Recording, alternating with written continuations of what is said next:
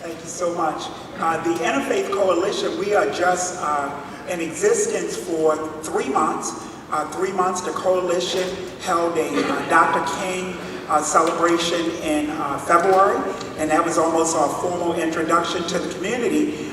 It's a combination of 5 faith communities, Christian, Hindu, Sikh, Jewish, and which one did I miss? Muslim. Combination of 5 faith communities. We've come together to create a united voice of hope, peace, and unity within Baltimore County. So as I said, we introduced ourselves by hosting a Dr. King luncheon in February. We're continuing our commitment to communicating hope, unity, and peace with today's debate. We meet regularly, and I want you to meet the members of that coalition, those who represent the various faiths seated. I believe they're seated in the audience today. Shahab Kareem is here. Shahab is here. Asha Khan, who shared our prayer of unity this morning, is a member. Howard Libet, today is their Sabbath, Jewish Sabbath, so he is not with us today, but he's a strong member, as all the others of our coalition. Also, Dr. J, Dr. Jugan, Dr. J is here toward the front. Kalpesh Shaw, Kalpesh is here right in the front. Dr. Gill, Surrender. Dr. Gill, I don't believe, is here at this time, but all of them representing the various faith communities are members of the coalition, and also representing the Christian faith is our host pastor of this church, Morning Star Baptist Church, Bishop Dwayne C. Devner. Even as he's standing, I want to invite Bishop, since we're in the Lord's house, in the house that he pastors, to come and offer some remarks, some words of challenge as we move forward. See you all out. Glad that you are able to come and share and hear from the various candidates this afternoon. Our aim is to make sure that persons who are elected to represent us really do represent us. And so in order to make that happen, we need to hear what their agendas are, what their plans are, while at the same time hear from them what they're going to offer to us, not just what their plans and their agendas are, what can they do for us at the same time. So this afternoon, I encourage you to hear their comments, hear their ideas, while at the same time remind them that we have expectations of them also. And so what we want to hear is how are they going to ensure, and I'll say this, that the foolishness that's happening in Washington right now does not continue. And so we want to know how do we move forward to make sure that things are able to turn in a direction that empowers the people. Amen. So I look forward to hearing what they have to say. I'm going to get out the way, but I just want to hear what they have to say. I'll turn it over to our moderator, I believe, at this time. Thank you so much, Bishop. Help me welcome our candidates who are seated in front of you with applause. That's fine. It's fine, as we would say here, it's fine to make noise in this house. So it's fine to make noise. Help me, we welcome them again. I'm going to allow them to introduce themselves under direction of our moderator. She's a member of our church, Deborah Shaw, also a member of the educational community. She's been quite busy recently moderating debates around the community and making her presence known. So I turn things over now to Ms. Deborah Shaw, who will guide us through the rest of our afternoon. Again, welcome to Morning Star. Grab one of those cards, write your questions down, get those to Deborah. Good afternoon, good afternoon. Thank you, Dr. Brown. Welcome, candidates, to our public forum so that we can get to learn more about you and to learn what your plans are for county executive here in Baltimore County. I'd first like to start off by giving each of you an opportunity to just introduce yourselves. So the first thing will be about a 30-second introduction, and each candidate will introduce themselves. After that, I will then move into the questions. I'll ask each candidate to please respond about 2 minutes or so, 2 to 3 minutes, and each candidate will respond to the same question. I will move through the line, so if I start with you, sir, for question number 1, everyone will answer. Then I will start with you, Mr. Olszewski, for number 2, everyone will answer, and so forth down the line. We will also take questions that are being presented to us by our audience. They may be infused in throughout the questions and throughout this debate. At the end, You will all have an opportunity to summarize and give closing remarks, again for about 2 minutes. After the end of the event inside, all of you of course have tables outside, so you'll have an opportunity to sit at your tables and still continue to interact with the audience here and share any relevant information or materials that you have that you probably already have put outside on your tables. So that's the overview and the guidelines for today's events. Are there any questions before we proceed? Okay. Without any further ado, we will start with the introduction of the candidates. Please take about 30 seconds, introduce yourself, tell us a little about yourself, and then we'll start into the questions. And I'll start here to my left. Thank you very much. I'm Vicki, Almond. I sit on the Baltimore County Council now, representing the 2nd District. I was raised in Catonsville by a single mom who worked 3 jobs to keep our family together. Eventually, we moved to Reisterstown, where I started my journey into community activism. And I have done that for over 30 years, working in PTA, working in community, working in the police department, in general, always finding a new way to serve my community. And as it were to happen, I was elected to the County Council in 2010, and I continue to serve to this day. It is what I do, it's who I am. Thank you. Thank you, Ms. Almond. Hi, I'm State Senator Jim Brochin, born and raised in Baltimore County, adjunct professor at CCBC and Towson University, and then went on to represent my district in the Maryland Senate for the last 16 years. I've sat on the Judicial Proceedings Committee, where we've done some really neat things, and I was one of the authors of the Justice Reinvestment Act, which made sure that on the one hand, people who have addiction issues get treatment, and we start treating addiction as a medical issue rather than an carceral issue. So I'm happy to be here. Looking forward to it. Thank you, Mr. Brochin. Good afternoon. Johnny Olszewski. Feel free to call me Johnny O. I'm excited to be here today. I am a Dundalk native, husband, father, former school teacher, and state delegate, and true progressive in this race. Excited about fighting for what's possible and reimagining a better future for Baltimore County that doesn't settle for the status quo and gets back to working for people. I want to thank the Bishop. I want to thank the Interfaith Coalition for having us here today. I am excited about the conversation in the same ways that I'm excited about this campaign because it speaks to what is possible and where we are going together. So very much look forward to the conversation and sharing more about our positions today.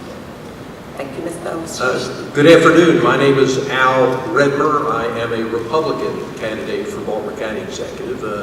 Matter of fact, this is kind of historic. This is the first time in my life I've ever been on the far left of other people. I'd also like to give a quick shout out to Bob Cockey, who is a Republican candidate for the House of Delegates. I am a lifelong resident of Baltimore County, grew up in the Perry Hall, White Marsh area. I currently live in Middle River. I have 2 sons and a daughter. I have 2 stepsons. I have 7 grandchildren. And to let you know where my maturity level is, my grandchildren refer to me as Pop Pop Noodlehead. So that tells you where I am. In my adult life, I have spent in the insurance business. I also spent 13 years in the House of Delegates. The last 2 years, I was the House Republican leader. I am currently serving my 2nd governor as the State Insurance Commissioner. As the Insurance Commissioner, I oversee about 240 employees and a $32 million budget, and it's a pleasure for me to be here. Thank you. Thank you, and welcome all of our candidates. So let's jump right in.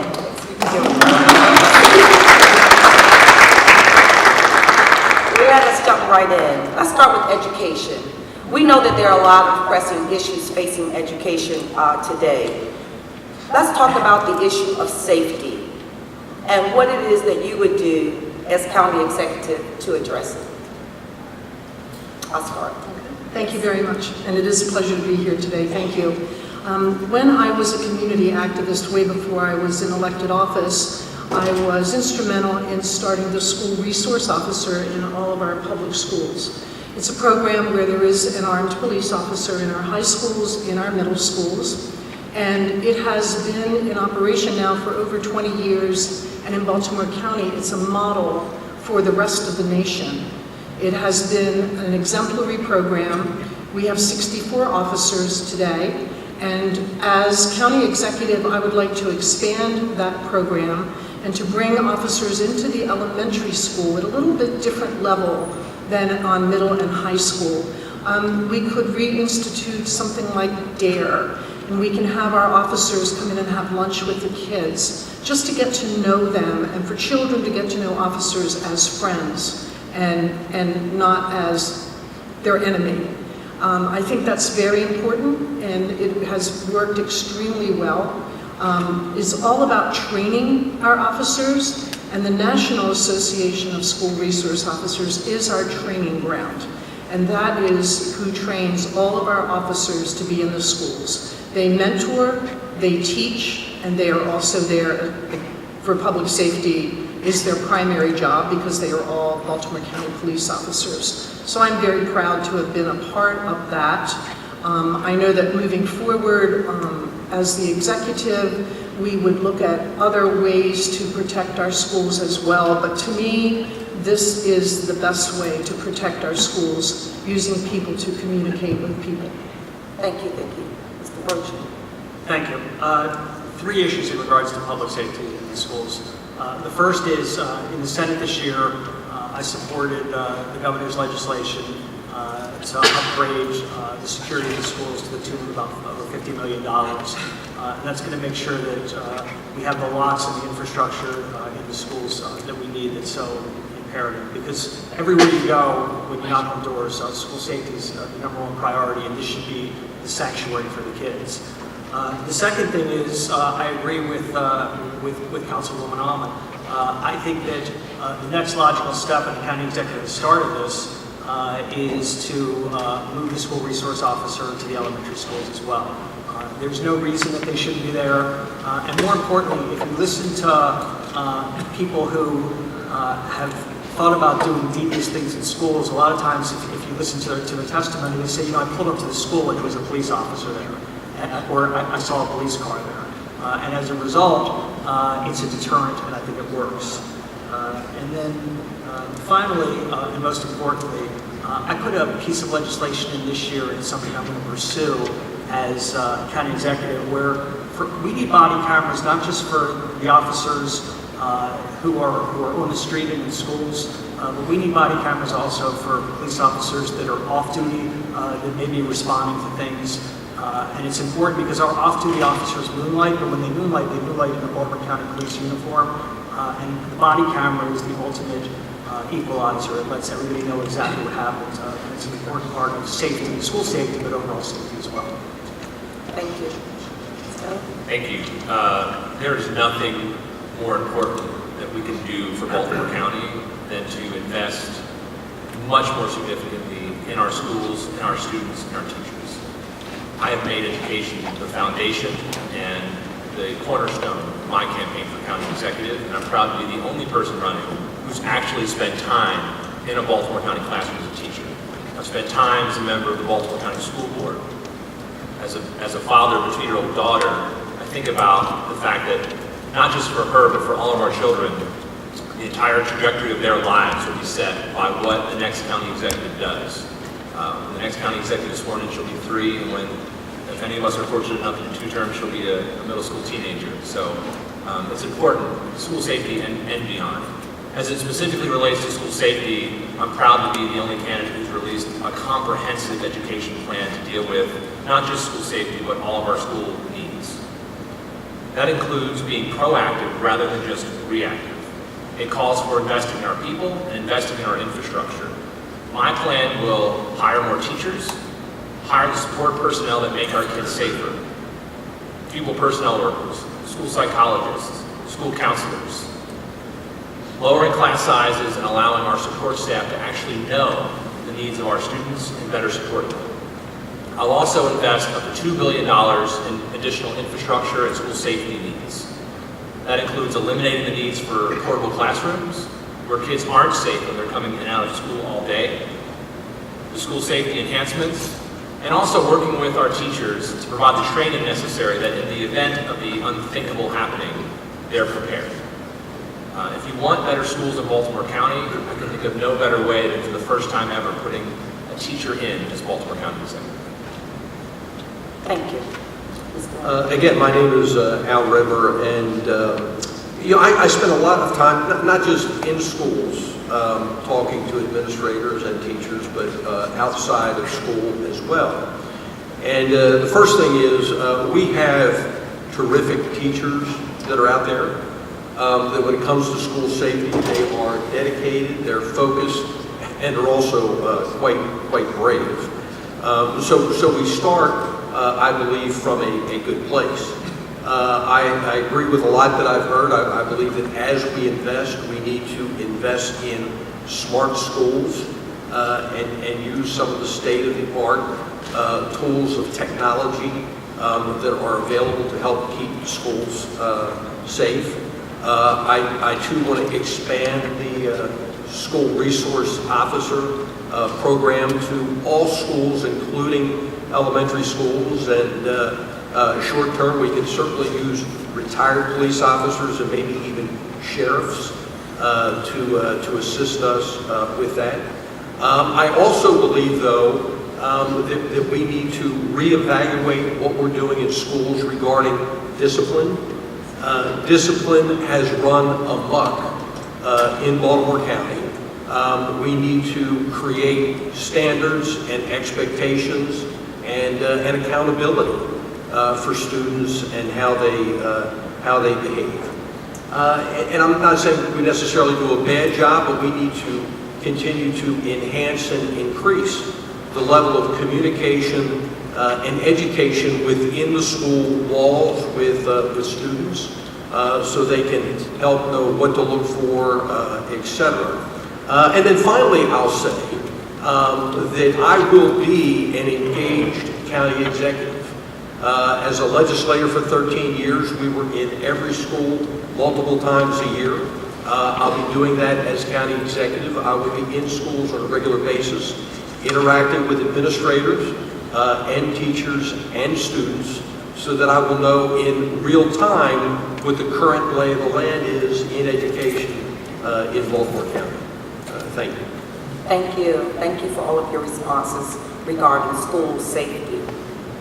I'd like to shift now to another topic, and it has come up in some of the questions as well. It's regarding traffic and transportation. Traffic seems to be growing worse in some of our most developed areas. How would you address this concern as county executive?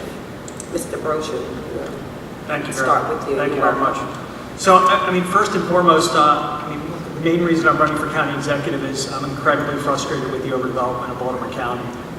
We are in a pay-to-play system where developers fuel campaign contributions to council people and the county executive, and then, in my opinion, it's a free-for-all. They get to develop wherever they want. You see a tremendous amount of unfettered growth, and what it does is it degrades the environment, it overcrowds our schools, and as you can see, it totally congests our roadways. So the first thing I'm going to do is I'm going to stop the pay-to-play system in Baltimore County. I'm going to do what Prince George's County does, where for the last 25 years, the state legislature passed legislation where if you're a developer and you have a project in a person's council management district, you may not have given a campaign contribution to them in the preceding 3 years for the county executive. So then these development issues that come up are going to exist outside of money. So the really true meritorious projects are going to go forward, but the ones that just gobble up green space and open space aren't going to be there anymore. And we're going to protect and preserve more green space, more open space. We're going to do more parks, more ball fields, and more rec centers if I'm county executive. The other piece, the actual transportation piece, dealing with what we have, because we have these over-congested roadways, is we need to do a regional approach with Baltimore City, and we need to figure out a bus route that works a little better, but we also need to revisit the Red Line, but a modified version of the Red Line, not something that costs $2 or $3 billion, but a modified version of the Red Line that can get people back and forth and scale it down. So I'll be working with the mayor on that, and we'll see if we can get the governor's buy-in as well. Thank you. Thank you. Thank you. Transportation and traffic, transportation generally, I think, is a key component of an economy that works for everyone, and affirming the dignity and value of all of our residents by connecting them with opportunities to find jobs. And I was proud of my work in the legislature, both creating jobs, but also look forward to the opportunities county executive to make sure that we continue to grow jobs and connect people to them. So I do think that the open space is one part of the puzzle, and we need to be thoughtful about our decisions and making sure that they're based on the merit. I will say the best way that I believe to do that is through a public finance campaign option that takes away all special interest money and allows citizens to both elect us with their votes and through their small dollar matches. Most importantly, though, I'm really proud to, at least to my knowledge, still be the only candidate for county executive who's called for a standalone Department of Transportation, because it has to be an absolute focus of ours if we're going to address both the traffic congestion and find ways to connect people to those opportunities. We need to make Baltimore County more walkable, more bikeable, create walking paths, connecting people to their work, to their faith opportunities, to childcare. The Red Line was an incredibly awful missed opportunity, and we must revisit it. We must find a way to connect people across the entire region. It will require collaboration and partnership with the city.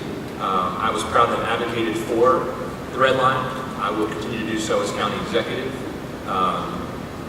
Most of that money was actually, the unfortunate part about the Red Line is that the bulk of that money was federal dollars that went away and that are now being invested in other parts of the country because of a decision that was made that shortchanges our residents. But we won't be deterred. We're going to double down and we're going to find ways so that people can access healthcare and childcare and their jobs and education, because we have to do it if we want to build a better Baltimore County. Thank you.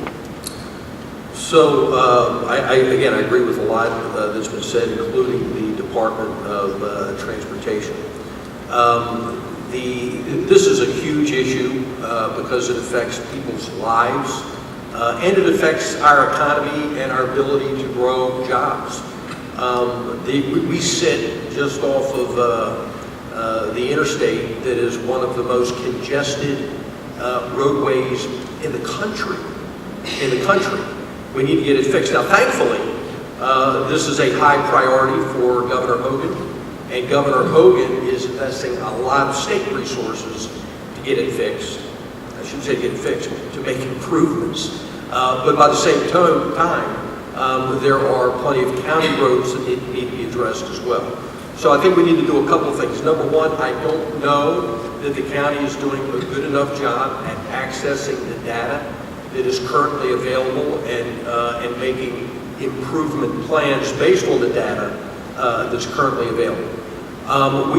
You can drive around a lot of roads and see these big 18-wheelers that are parked on the side of the road. They're staging for the port. There's no place for them to go. Having them sit on the side of the road is not a safe or productive place for them to be. We need to address that in Baltimore County. Also, and my disclaimer is I am not an engineer. I am not a technology guy, but I know how important it is. There is technology available. You know, the autonomous car is coming. And there is technology currently available that will allow the automobiles to communicate with the roadway. We're at a time and place where Verizon and Comcast is going to be laying a lot of new cable. We should be at the forefront of investing in the infrastructure, having them lay those optics for us so that we can be prepared for the new technology as it comes available. Thank you. Thank you. Thank you. I agree also with the regional approach to our transportation issues, but I don't believe it's just the city. I think it's surrounding counties as well. I also know that we have expanded our Department of Public Works to include walkability, to include biking trails, to look at different pieces of transportation that our people and our constituents have asked us to look at. It all is driven by you and what you want us to do. And we heard that, and that is one of the things we're doing in Baltimore County. I do believe that we have an obligation to our constituents to move the transportation piece forward. Right now, it's difficult to fix it. We have let it be for a while, and I think we need to move forward and really talk to the experts, bring people in who have done this before in other counties and other parts of the country, and get some more opinions and just surround ourselves with the best and brightest people. I have to say, with this pay to play, I do take offense to that. No one on the county council is involved in pay to play. In 2012, I made a zoning decision in Owings Mills. And the zoning decision I made was to bring Foundry Row to Owings Mills, which was the development of an old Solo Cup factory. And during that time, I was approached by people who had supported me along the way and asked me and told me not to do that development, that they didn't want it. And I persevered because I knew it was the right thing. All my community associations bought in to Foundry Row. They wanted it, and I said it can come. Pay to play is not in Baltimore County. Everyone at this table, I do not know about Mr. Redmer, but all of us take donations from all kinds of people, from $10 to $1,000 to whatever the limit is. It is not pay to play. People invest in candidates because they want their candidate of choice to win. And we are not a pay-to-play system. There is nothing there that needs to be fixed. Thank you. Thank you.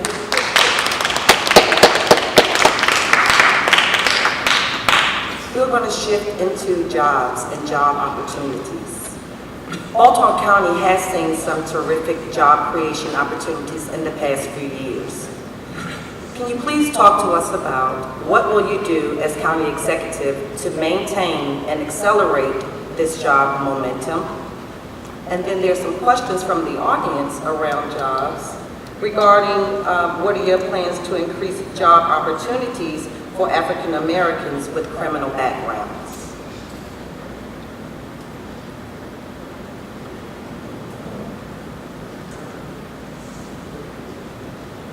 Number 3. Oh, Yes, sorry, sir. thank you.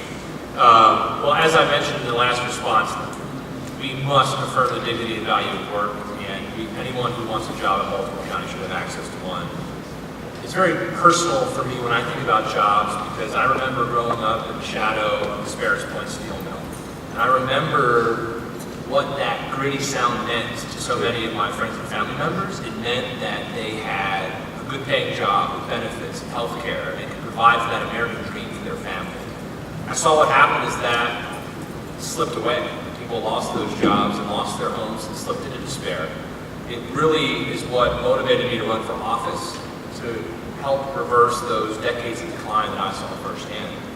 And I'm proud of the work that I did in the legislature, bringing national retail for the first time to eastern Baltimore County, laying the groundwork for transformation of Trade Point Atlantic at that old Sparrows Point site where there will be more jobs there than when the steel plant closed. I was the author of a nationally recognized job training program called Earn Maryland, and I was a champion for policies that affirm the dignity and value of our people. I was the original lead sponsor of Earn Sick Leave, so that people don't have to choose between their family and their work. I've consistently supported the minimum wage increases, including the current Fight for 15. I supported public-private partnerships like the one at the Port of Baltimore and was the lead author of the Job Creation Tax Credit. Now, as Baltimore County Executive, I'll continue that work by investing in our education system and giving all students the best start possible with things like universal pre-K and making our community colleges free. We'll invest in our incubators, we'll designate arts and entertainment districts, we'll prioritize investment in our main streets, we'll invest in small businesses. I'm proud to be the Working Families candidate. I'm endorsed by over 40 organizations of labor and working families that fight for those issues every day. And as county executive, as it relates to those with criminal records, I will support efforts to lower those barriers to entry, to make sure that your background, your past doesn't determine your future. And I think being here at Morning Star is sort of appropriate to say, like, my past, because